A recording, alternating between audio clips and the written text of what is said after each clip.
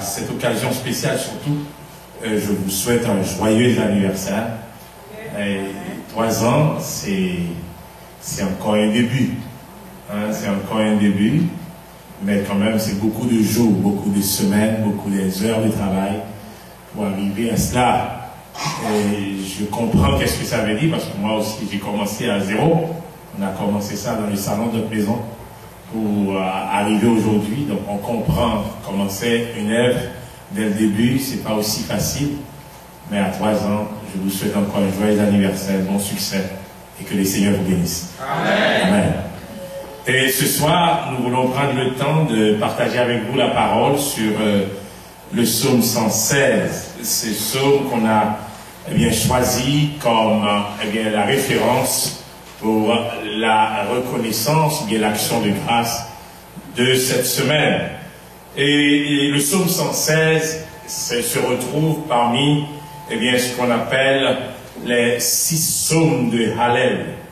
Et à partir du psaume 113 jusqu'au psaume 118, on les classe comme des psaumes de Hallel, des psaumes de Alléluia.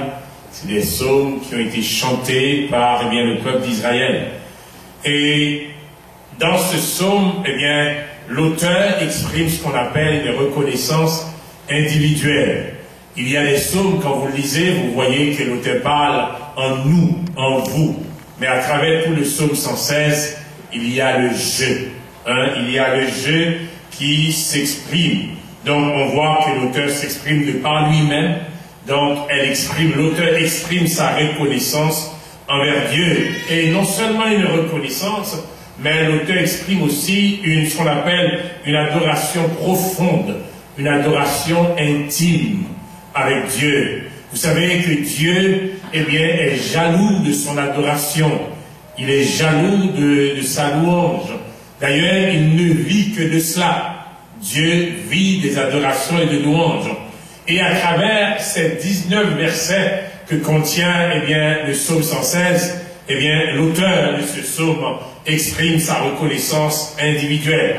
Et on ne comprend pas tout à fait dans le contexte, dans quel contexte le psaume a été écrit. On ne comprend pas tout aussi c'est qui l'auteur de cette psaume-là. Souvent on dit c'est David. Mais parfois, on a tendance à croire que ce psaume a été écrit par Ézéchiel.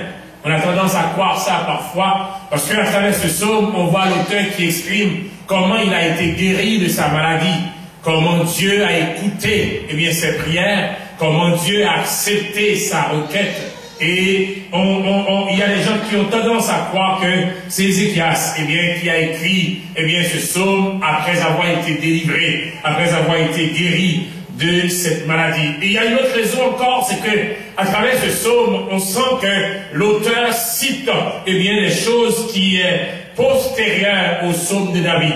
Il y a des choses qu'il cite, c'est des choses qui sont postérieures, c'est-à-dire après les psaumes de David. Voilà pourquoi il y a des gens qui ont tendance à croire que ce psaume a été écrit par Ézéchias après avoir été guéri et délivré par sa maladie. Il voulait exprimer sa reconnaissance sur l'action de grâce à l'Éternel. Et à travers ce psaume, on voit que l'auteur exprime son action de grâce pour 3 grandes raisons.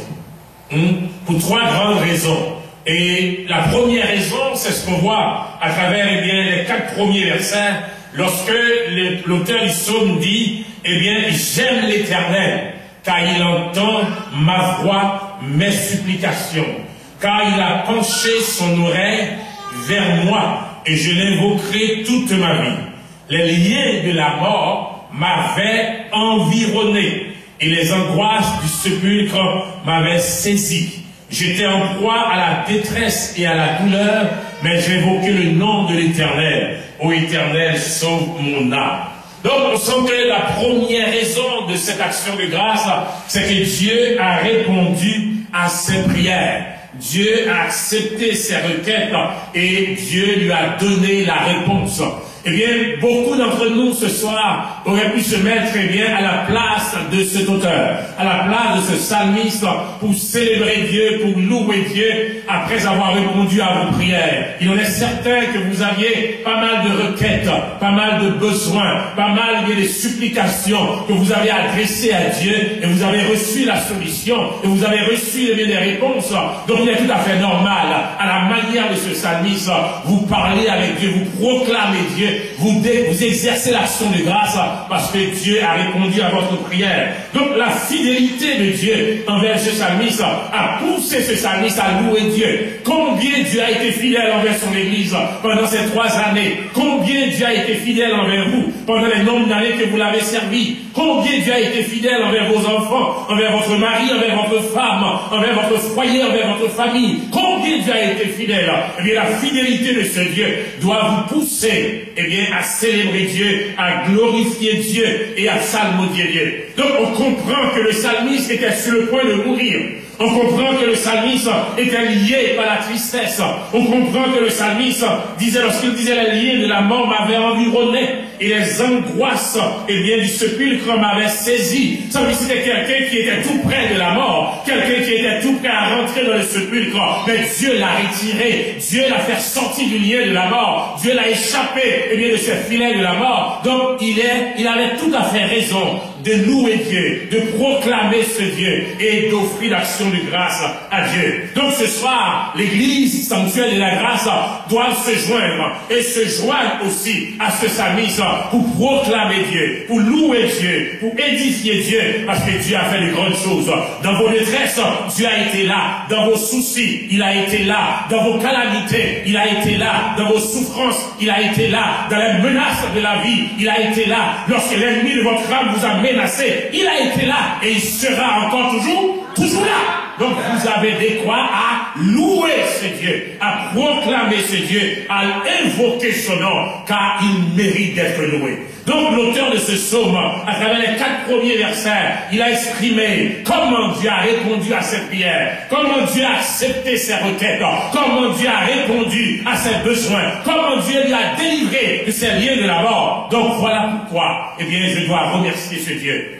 Peut-être vous avez des requêtes devant Dieu qui n'ont pas encore répondu. Peut-être aussi vous avez des soucis, vous avez des inquiétudes, vous les déposez au pied de Dieu, mais vous n'avez pas encore les réponses. Mais soyez certains, il répondra. Soyez certains, il répondra. Au temps fixé, au moment voulu, à son heure, à son temps, il répondra. Et moi, je vous invite à anticiper ce moment d'action de grâce. Même lorsque vos requêtes ne sont pas encore exaucées, même lorsque vos prières ne sont pas encore répondues, mais anticipez ce moment d'action de grâce pour dire, Seigneur, même si vous n'avez pas encore répondu, mais je te loue. Même si vous n'avez pas encore exaucé, mais je te remercie. Même si vous n'avez pas encore répondu à mes besoins, je te loue. Parce qu'en anticipant, les remerciements, vous donnez à Dieu une autre occasion de répondre à vos prières. Car il est fidèle. Et il est fidèle. Et il sera toujours fidèle. Dans les 5 autres versets, à travers versets 5 et verset 11, on voit une deuxième raison. Pourquoi, l'auteur de ce psaume a exercé, a proclamé sa reconnaissance envers Dieu. Dans le verset 5, on voit qu'il loue Dieu. Il offre son action de grâce à Dieu à cause des attributs de Dieu.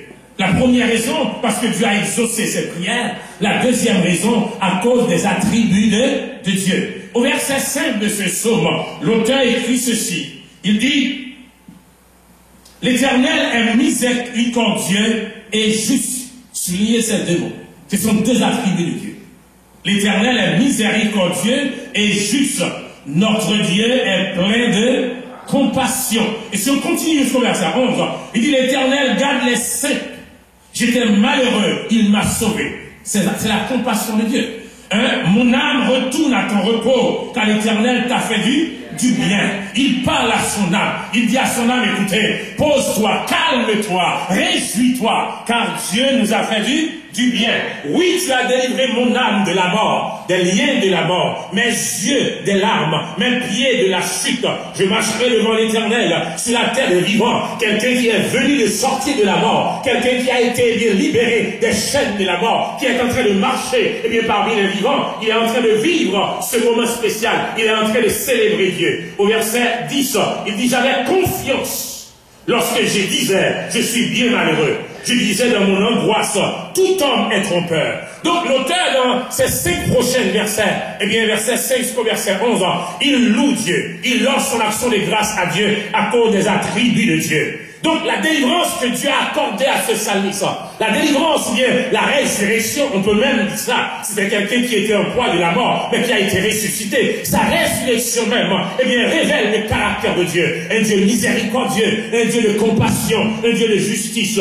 L'auteur de ce psaume, il voit en Dieu, ce Dieu qui est rempli, ce Dieu qui est complet, ce Dieu qui ne manque de rien. Et voilà pourquoi le psalmiste David, dans le psaume 23, il dit, et l'Éternel est mon berger, je ne manquerai de rien. Et ça mise à plus loin, David à plus loin, il dit, lorsque je marche de la vallée de l'ombre de la mort, je ne crains aucun mal, car tu es avec moi. David avait cette confiance, et l'auteur de ce psaume aussi avait cette confiance en Dieu, que la compassion de Dieu va être toujours là, la miséricorde de Dieu va être toujours là, la justice de Dieu va être toujours là. Si l'homme peut être injuste, mais Dieu est juste. Si l'homme n'a pas de compassion, mais Dieu en a. Si l'homme n'est pas miséricordieux, mais Dieu, il est miséricordieux. Et sa miséricorde envers nous est exceptionnelle. Il l'a exercé, il l'a prouvé, il l'a démontré. Ses compassions envers nous, il l'a démontré. Et l'auteur du livre de Lamentations, il dit, les bontés de l'Éternel ne sont pas épuisées. Ses compassions ne sont pas à leur terme. Elles se renouvellent. Elles se renouvellent. Elles se renouvellent. Elles se renouvellent. Oh, que la fidélité de Dieu est grande. Est grande. Il dit, cette compassion se renouvelle chaque matin. Avez-vous compris ça? Avez-vous réalisé, chaque matin, Dieu dépose au pied de votre lit une panier remplie de compassion. Amen. Au cours de la journée, nous l'avons épuisé. Au cours d'une journée, nous l'avons épuisé, la compassion de Dieu. Nous avons fait ce que Dieu n'a pas accepté. Nous avons fait des choses que Dieu ne tolère pas. Donc, nous avons épuisé ses compassions à la fin de la soirée. Mais avant de se réveiller le matin, Dieu a déposé au pied de notre lit, au pied du lit de notre enfant, au pied du lit de notre mari, au pied du lit de votre femme, au pied du lit de votre pasteur. Dieu a déposé une panier remplie de compassion. Voilà pourquoi l'auteur dit, elle se renouvelle chaque matin. L'auteur, de ce psaume, loue Dieu, remercie Dieu pour ses attributs. Ce soir, l'église sanctuaire évangélique, sanctuaire et de la grâce, vous avez des raisons. Vous avez des raisons à louer Dieu pour ses compassions. Vous avez des raisons à louer Dieu pour sa fidélité. Vous avez des raisons à louer Dieu pour sa justice. Il a un Dieu juste. Il a un Dieu juste. Et l'auteur du psaume l'a exprimé. C'est comme si l'auteur du psaume dit à son âme, sois tranquille mon âme. Sois tranquille, ne t'inquiète plus. Lorsqu'il dit dans ce verset-là, il dit, mon âme, repose. C'est comme s'il dit à son âme, sois tranquille. Mon âme retourne à ton repos. C'est comme s'il dit à son âme, sois tranquille.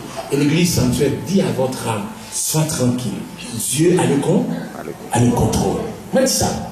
Sois tranquille. Dieu a le contrôle. L'ennemi peut faire tout ce qu'il veut. Mais Dieu a le contrôle. L'ennemi peut déployer toutes ses stratégies. Mais Dieu a le contrôle. L'ennemi peut brandir toutes sortes d'arcs, toutes sortes d'armes. Mais comme le psalmiste a dit, que toute âme forgée contre ton église, que toute âme forgée contre ses serviteurs, soit sans effet. Dans ce sens, nous pouvons dire, mon âme, sois tranquille, ne t'inquiète plus. Car Dieu a le contrôle. La troisième raison que l'auteur a utilisée pour remercier Dieu, pour louer Dieu, c'est la grandeur de Dieu. La première raison, c'est à cause des requêtes exaucées. La deuxième raison, c'est à cause des attributs de Dieu. miséricordieux, compassion, Dieu de justice. Mais la troisième raison, c'est à cause de la grandeur de Dieu. Au verset 13, au verset 12, l'auteur questionne quelque chose. Il dit, comment rentrer à l'Éternel tous ces bienfaits envers moi? C'est une question que chacun de vous peut se poser ce soir. Comment rendrai-je à l'Éternel, comment rendrai-je à l'Éternel tous ces bienfaits avec moi? De ce sens, comment je peux retourner envers Dieu les compassions qu'il avait eues envers moi, envers mes enfants, envers mon foyer?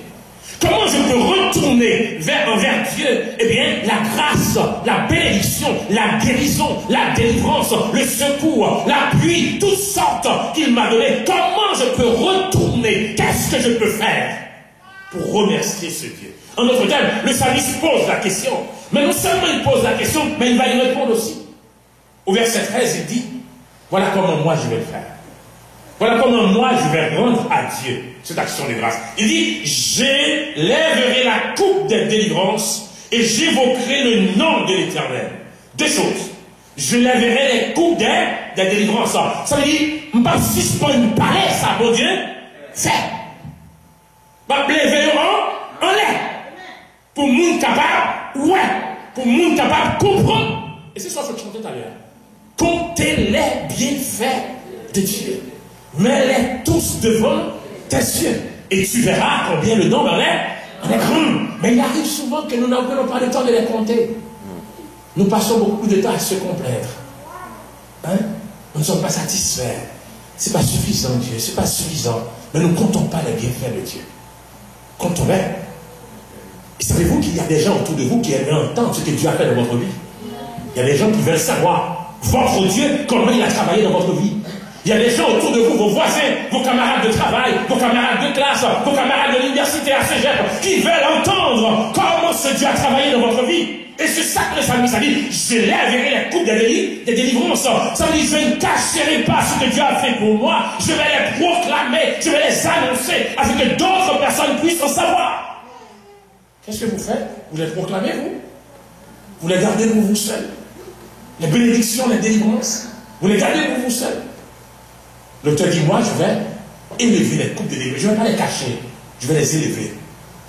Afin que tout le monde soit au courant. Comment Dieu m'a délivré, comment Dieu m'a ressuscité, comment Dieu m'a guéri.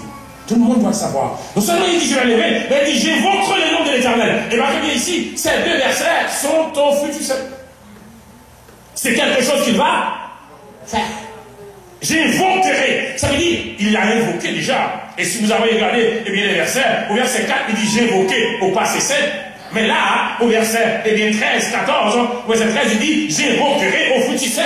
Ça veut dire qu'il l'avait invoqué, il invoque encore et il va continuer à invoquer ce Dieu. Pourquoi? Parce que ce Dieu ne lui avait pas fait des défauts. Ce Dieu n'a jamais été absent dans sa vie. Ce Dieu n'a jamais été absent lorsqu'il est fait face à des situations difficiles. Est-ce que le Dieu a été toujours absent pour vous? Non. Non. Invoquez-le. Invoquez-le. Il y a un chant que j'ai entendu souvent dans les églises.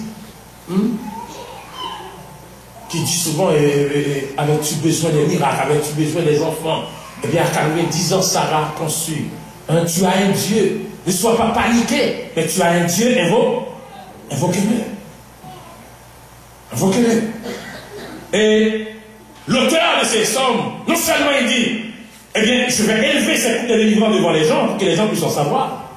Mais en disant, j'évoquerai le nom de l'Éternel, il a mis en place une sorte d'alliance avec Dieu.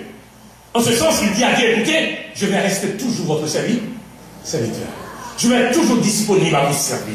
Je ne vais pas cesser à vous appeler, à vous parler, à vous adorer, à vous célébrer. Je vais être toujours là, disponible. Et vous allez voir, dans quelque part dans ce verset-là, il a dit, ton serviteur, fils de sa servante. Pourquoi je vais rester ton serviteur, fils de ta servante? Parce que tu as détaché mes liens. Tu as détaché mes liens. Vous connaissez, il est souvent d'oublier combien de chaînes mon Dieu cassé pour nous. Il est souvent que d'oublier combien de chaînes mon Dieu cassé. Il est souvent d'oublier combien de cordes mon Dieu cassé.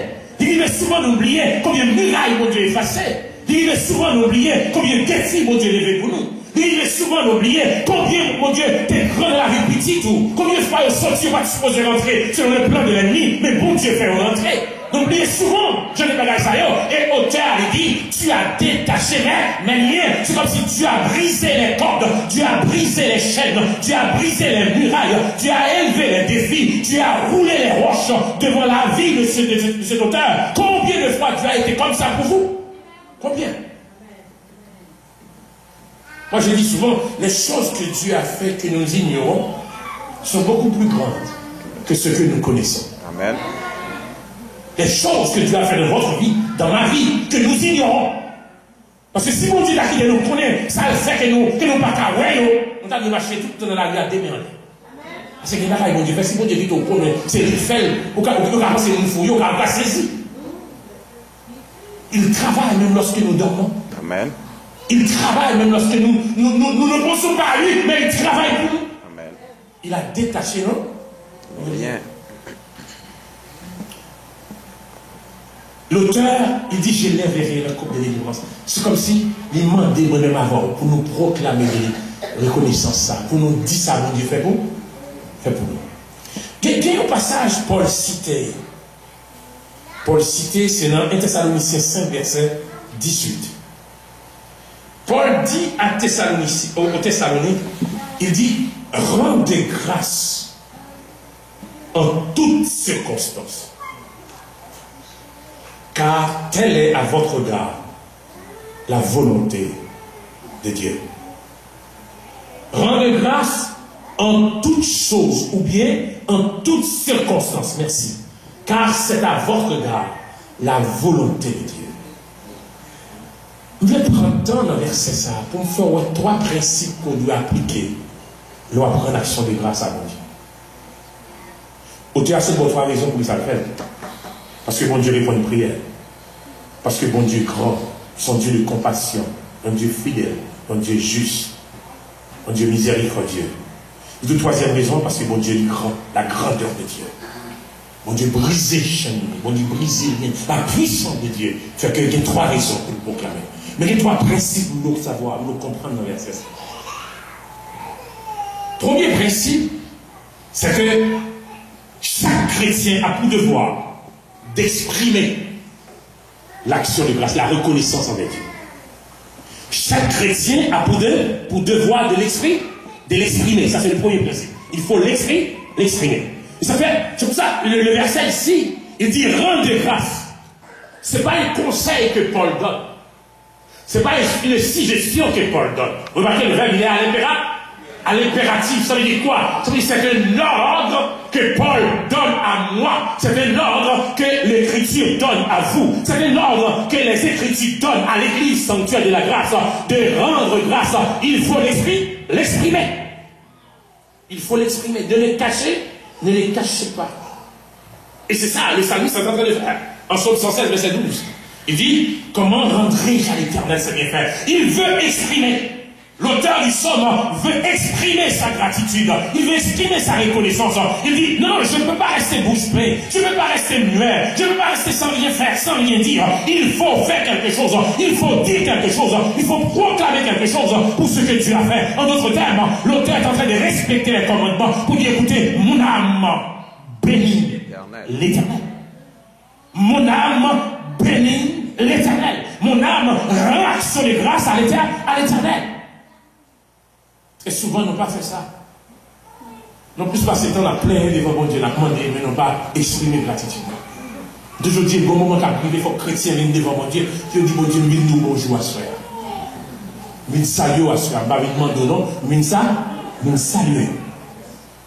Ton heure pour venir devant mon Dieu, pour venir à qui il demander, pour venir à charger requête, charger besoin, qu'on l'heure pour venir devant mon Dieu pour dire Seigneur, m'a venir demander à soi, nous venir dire merci, et vous êtes croire cette fin de semaine, pour venir à requête, venir déposer pour maladie, pour problème, pour taille, pour l'argent, mais cette fin de semaine, vous venez devant Dieu pour lui dire merci. Le chrétien doit avoir un temps pour ça, l'exprimer cette gratitude. Il faut l'exprimer. Il y a autant de raisons dans la vie de se plaindre. Mais il y a autant de raisons aussi dans la vie à dire merci. À dire merci. Et même plus. Je vais vous raconter une histoire. Un jeune garçon qui s'appelle Robinson Crusoe. Ses parents voulaient qu'il soit médecin. Mais lui, il voulait qu'il soit navigateur. Ses parents voulaient qu'il soit médecin. Mais lui, il voulait qu'il soit navigateur. Et à un moment donné, il a décidé de partir sur la mer comme navigateur. Sans le vœu de ses parents. Parce que ses parents avaient un autre plan pour lui. Et M. Crusoe, dans son parcours, a subi un naufrage avec son bateau et son équipage. Et il s'était réfugié sur une île qu'on appelle l'île déserte, ou bien l'île de désespoir. C'est là qu'il s'est retrouvé. Et pendant qu'il s'est retrouvé là, mais tout l'équipage a disparu. Mais M. Crusoe seulement a survécu à cet incident. Et il a écrit dans son journal intime, eh bien, quelques réflexions que je vais partager avec vous ce soir. Dans son journal intime, il a écrit quelque chose. Eh bien, c'est comme si vous voyez M. Crusoe nage entre le complainte. La complainte et la reconnaissance. C'est comme si vous comptez arriver, eh bien, il a plaigné. Mais vous comptez arriver, il voulait dire, mon Dieu, merci. Et plusieurs fois, à plusieurs occasions, nous, chrétiens évangéliques, nous arrivons souvent dans une situation comme ça. Nous gagnons plein dans la main, mais nous gagnons reconnaissance dans la main. Mais souvent, les faits que nous n'avons pas fait équilibre nous permettent que plaigner à monter plus haut et reconnaissance descendre plus bas. Et dans le journal, monsieur, moi, les plaigner au ronchonnement, tout ça, les écrit qui ont rapport à plaigner, moi, je les au ronchonnement. Vous avez le ronchonnement? Ronchonnement, c'est un gros dé. Moi, je les au ronchonnement. Et tout ça, il est écrit dans le journal là, qui a rapport à reconnaissance, moi, je les reconnaissance. Moi, je lis quelques extraits pour vous. Première phrase qu'elle me donne dans le journal de ce Robinson, il dit, je suis toute seule sur cette île, sans espoir d'être sauvé. Ça, c'est une reconnaissance ou bien un ronchonnement? Un ronchonnement. Je suis toute seule sur cette île, sans espoir d'être sauvé. Mais tout de suite après, il écrit aux phrases qui viennent après. Il dit, mais, je ne me suis pas noyé comme le reste de l'équipage. Ça, c'est remerciement. Reconnaissance. Vous voyez, il a toujours une raison de se plaindre. Il a toujours une raison de dire merci. Il continue, il dit, je n'ai aucun vêtement à mettre sur moi. Ronchonnement. Ronchonnement. Et ensuite, il dit, mais le climat ici est très chaud. Aussi, je n'ai pas besoin d'aucun vêtement. Ça, c'est reconnaissance. Il continue. Il dit, je n'ai aucun moyen de me protéger contre les animaux sauvages et les indigènes qui auraient pu se retrouver sur cette île.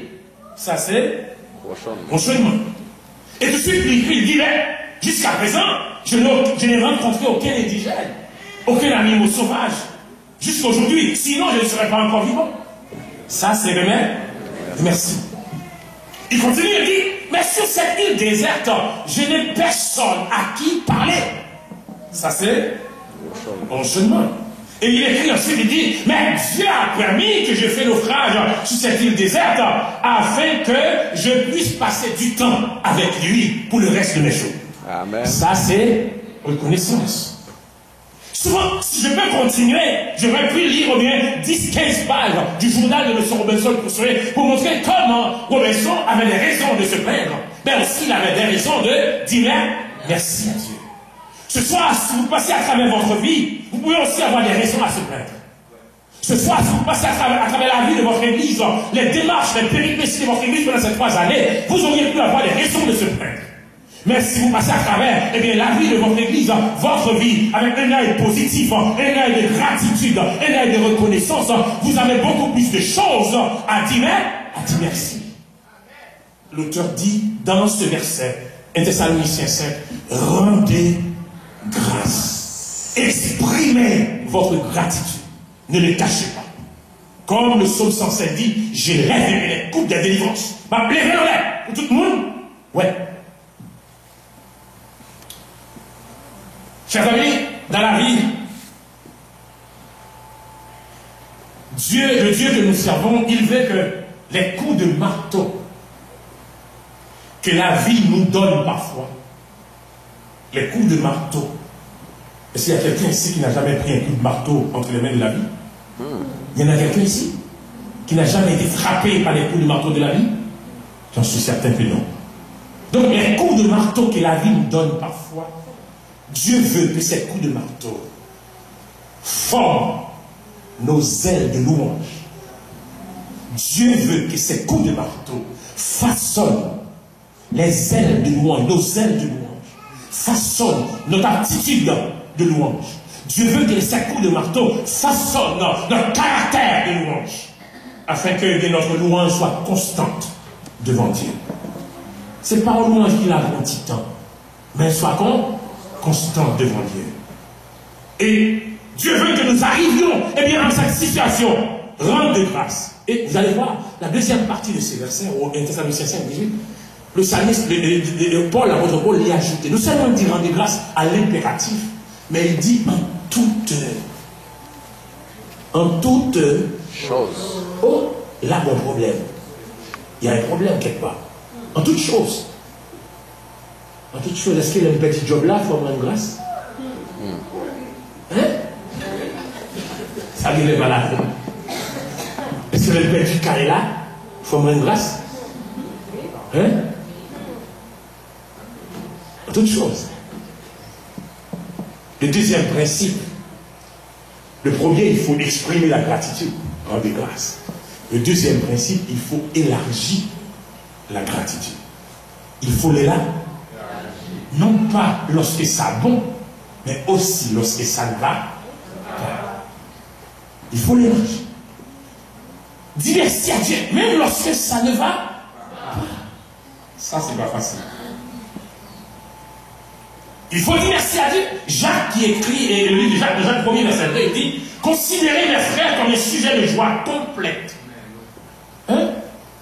Les diverses épreuves que vous pouvez rencontrer. Jacques n'a pas dit considérer comme un sujet de plainte. Il n'a pas dit considérer comme un sujet de désespoir.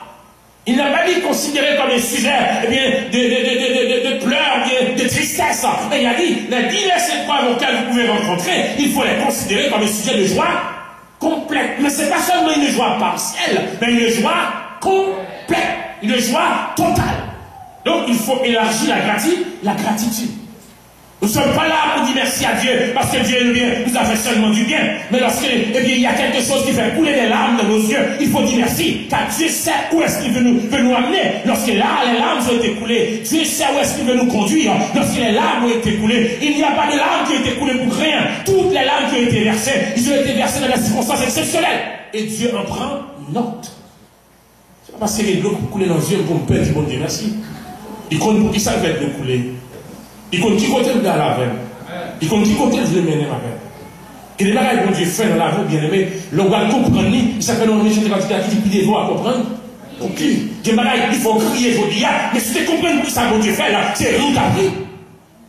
Des bagages, il faut crier, je dis, si tu comprends ce que Dieu qui t'est privé, vous t'appelez le meilleur, on a dit Seigneur, merci, mais parce que pour qu'on arrive, pour qu'on perce le niveau qu'on est pour comprendre, pour qu'il s'arrive, pour crier, mais on va comprendre pour qu'il s'arrive, on va reculer en arrière, on va dire, mais pourquoi ça me crier là? C'est merci pour me dire, mon Dieu. Oui, ça me décrire. Il y a un témoignage que je vis de la famille qui est exceptionnel. En fait, notre famille, je vais continuer de dire ça ici, elle est passée ici la première fois. En fait, notre famille, côté papa, c'était un blanc. Papa, maman, c'était un blanc. Vous comprenez ça veut dire? Ça veut dire, si tu as suivi la loi de l'hérédité, de l'ongan tout. Et ça veut dire. Si nous avons suivi la loi de l'hérédité, de l'ongan. Et mon Dieu va quitter nous, il est tiré à son nom, même il va mon champ d'espérance. Amen. Il est tiré jeu caca dans mon bible. Amen. Il est tiré chef balle dans mon chef pour pécher l'évangile. Amen. Donc vous voyez, là, on va accepter Christ. M'accepter Christ, c'est le troisième monde de la famille à accepter Christ. Mon nom, c'est le premier monde qui accepte. Le premier monde qui convertit dans la famille, c'est maman. Pas bien, nous, c'est petits ongans. Le premier monde qui convertit. Deuxièmement, son grand frère, Florida. Troisième, c'est moi. Et elle nous a accepté Christ. Je me rappelle, les mamans ont accepté Christ. Moi, ma grand famille, elle a accepté. Nous avons un homme qui est persécuté plus dans la là. Elle a prié, quand il m'a dit, on a chanté Cham Garçon, c'est pour moi. On a frappé avec nous, et puis elle a prié. Et puis toujours dit, bon Dieu pas avec toi, bon Dieu pas avec toi. Là, on veut accepter Christ. Donc, c'est comme si maman vient de force. J'ai deux petits garçons qui avaient pris un combat. Mais, à vrai dire bien, mais c'était un combat. Le combat, c'est que mon père, c'était quelqu'un qui a été appelé à remplacer son père comme mourant. C'est le premier enfant de son père, il a été appelé à faire ça. Donc, il accompagnait son père dans toutes les démarches de la magie. Papa m'a jamais fumé la journée. Mais dans la nuit, il a mangé 4 à 5 pour cigarettes. Mais la journée, pas de cigarette blanche. Papa m'a jamais bu alcool la journée. Mais dans la nuit, il a bu 3 à 4 bouteilles. C'est comme si vous avez l'impression son monde. La journée est normale, mais la nuit, il y a un diable qui s'est. Bon Dieu, besoin papa, pour papa me repentir. Bon Dieu va le faire nous tomber aussi. Bon Dieu va le mener sur son chemin. Le chemin va le faire nous crier au début. Mais après, nous allons comprendre. Il y a un seul qui va tomber malade. C'est un petit papa qui est en pile. Papa est un petit en pile. Son petit tout qui gâte papa. On a un petit qui gâte papa qui fait papa lui-même. Si papa d'ailleurs, petit café, un petit bagage serré pour papa, il fait bien même là, que papa va venir, il va venir retirer dans même. Il y a 8 ans, 8 ans, 10 ans. Il fait bien là même. Tu sais, bagage, il peut parler pour papa. Si papa vient, papa seulement pour retirer dans même. Donc, son petit qui gâte papa, tout en notre terre. Si ça tombe mal, nous prions en paix. Nous jeûnons en paix. Nous marchons dans le pays jeûne de prière sur la montagne, dans le Gonaïf. Pour guérison petite ça, mais bon Dieu pas d'accord. Mais cet événement qui est dur, c'est que nous avons prié au bord, papa a fait magie. Nous continuons de prier le soir dans la maison, et puis la nuit, nous avons nous gros baleines plantés, nos gros blancs dans le calme. Il ne faut pas oublier, c'est le chef de la famille. Nous voyons une baleine plantée dans le gros béat, et puis la fait interpellation dans le calme. Nous avons prié.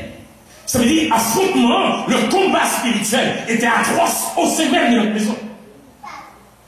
Pour la guérison. Lui, de son côté, il cherche la guérison de sa fille. Nous, on cherche la guérison de la part de Dieu.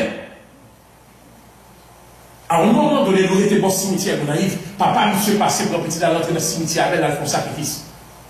Pendant nous campagne à la porte des petits, nous avons crié dans le cimetière. Maman n'a pas supporté. Qu'on ait ses entrailles. Quelque temps après sacrifice ça, petit d'amour. C'était pour nous, nous trois, nous mêmes grands frères, moi-même, c'était pour nous une déception au départ. On dit Seigneur, comment on a fait continuer de parler de nom dans Kaisa? Comment on a fait continuer de proclamer nom ici, après tout ça qui nous prend là? On connaît une chose. On dit pas, j'en fais rien pour comprendre ici. Ça fait nous dire, pareil, bon Dieu fait, c'est après on va comprendre tout. Petit enfant mourir enterré. Quelques temps après, mon papa m'a cherché la sécurité, la tête du poids.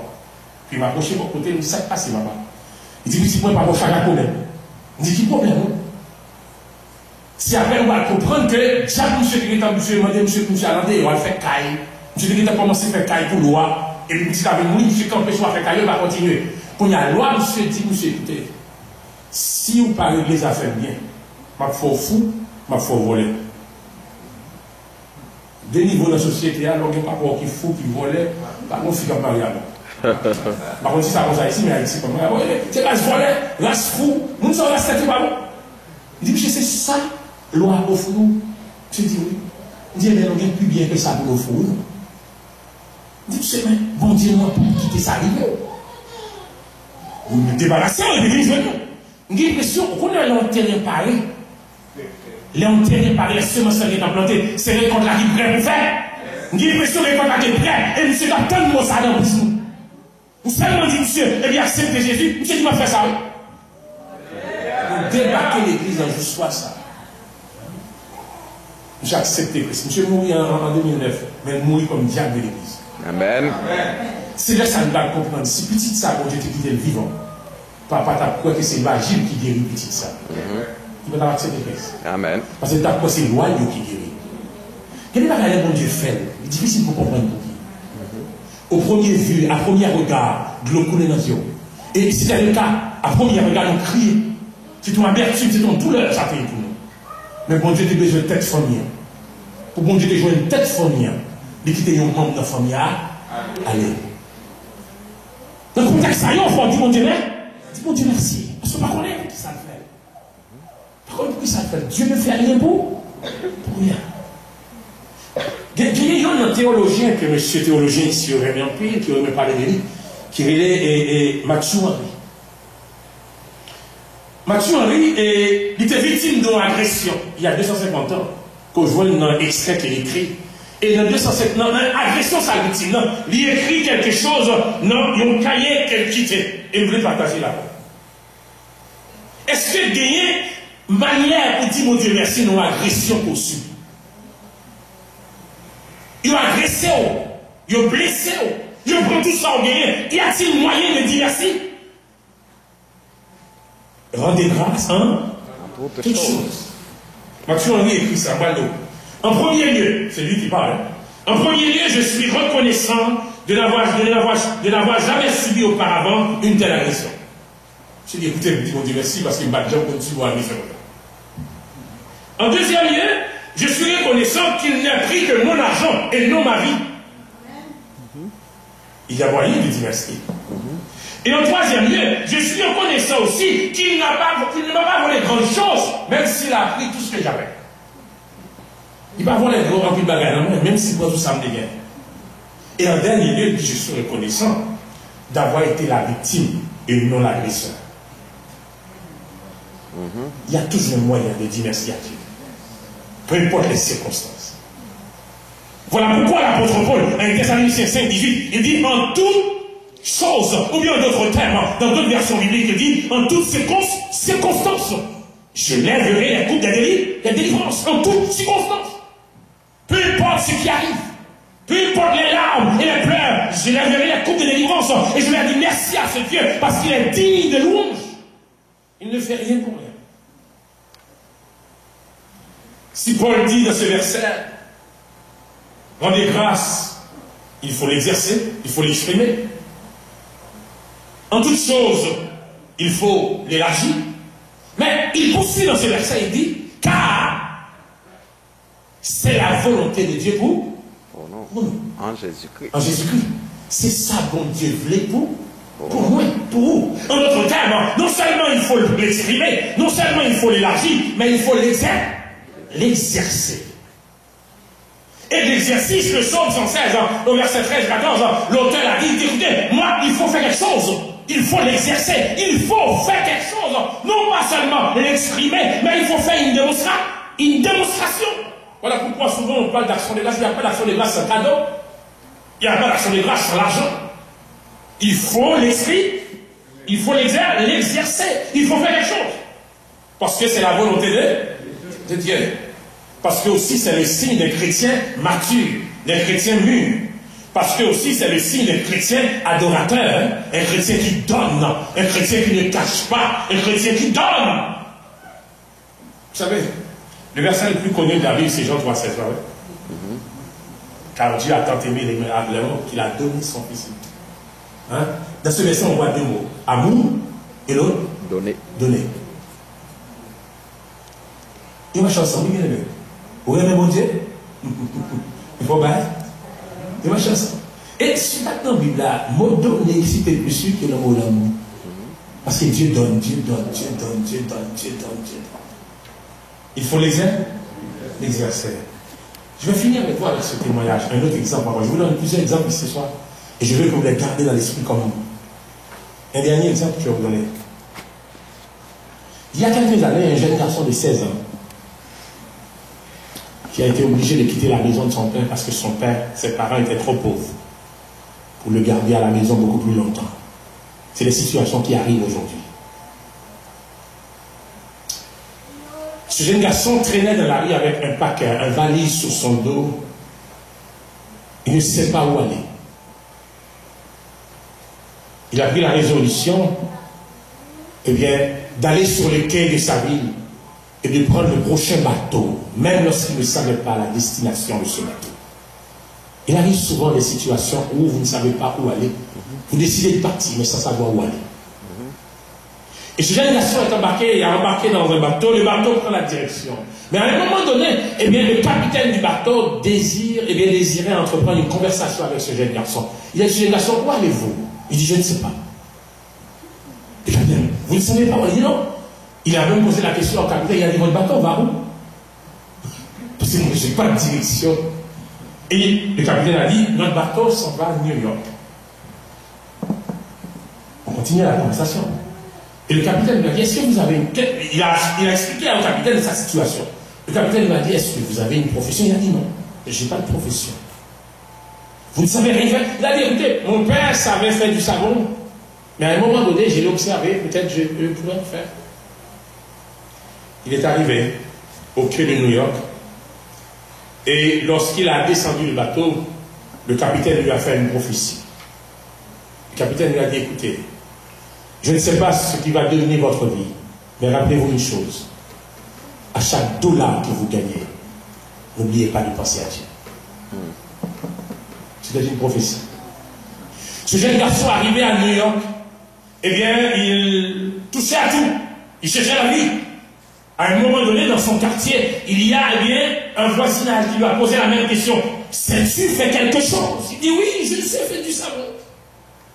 Ils ont collecté une petite somme au niveau du quartier. Ils ont donné quelque chose. Là, il dit fais quelque chose. Et il a développé quelque chose. Et bien, avec ses moyens manuels, ils ont fait quelques savons. Et il a vendu ces savons au niveau du quartier. Les gens du quartier l'ont acheté. C'était très bon à utiliser. Et le gars, qu'est-ce qu'il a fait? Il a pris tout cet argent et il a cherché le chemin d'une église.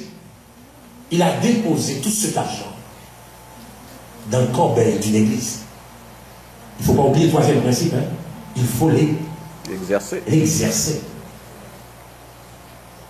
Les gens du quartier se révoltaient et disaient, écoutez, on essaie de vous aider là, mais vous êtes malade.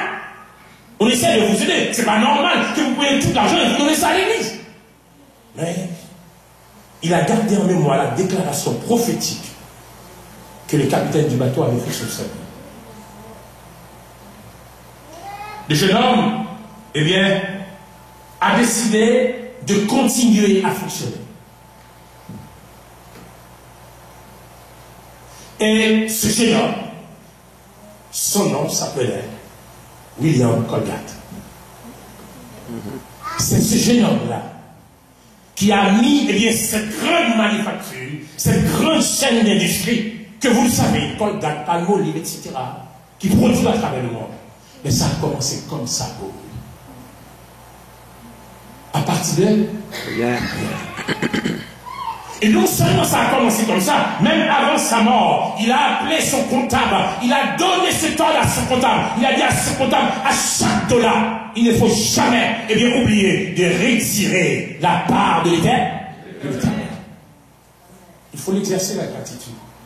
Et l'entreprise de ce jeune garçon a grandi. Et vous avez vu, il n'y a personne ici qui n'a pas utilisé Colgate. Il n'y a personne ici, dans le temps, qui n'a jamais utilisé Palmolive. Son entreprise a grandi parce qu'il a gardé en mémoire cette parole prophétique. Qu'est-ce que Dieu vous a dit au départ? Vous l'avez oublié? Vous ne devez pas oublier ce que Dieu vous a dit. Il faut le garder en mémoire. Et exercer la gratitude. Et c'est là que Dieu va vous bénir. Dieu va vous faire grâce. Il ne faut jamais oublier. Il y a un auteur chrétien très prolifique qui a écrit beaucoup d'ouvrages. À un moment donné, et il y a ces ouvrages qui ont devenu les best-sellers. Mais on parlait de lui beaucoup. Et on disait même que dans ses écrits, chaque mot vaut $1000. Dans ses écrits, chaque mot vaut $1000. Il y a des journalistes qui voulaient l'humilier. Le journaliste est arrivé devant lui avec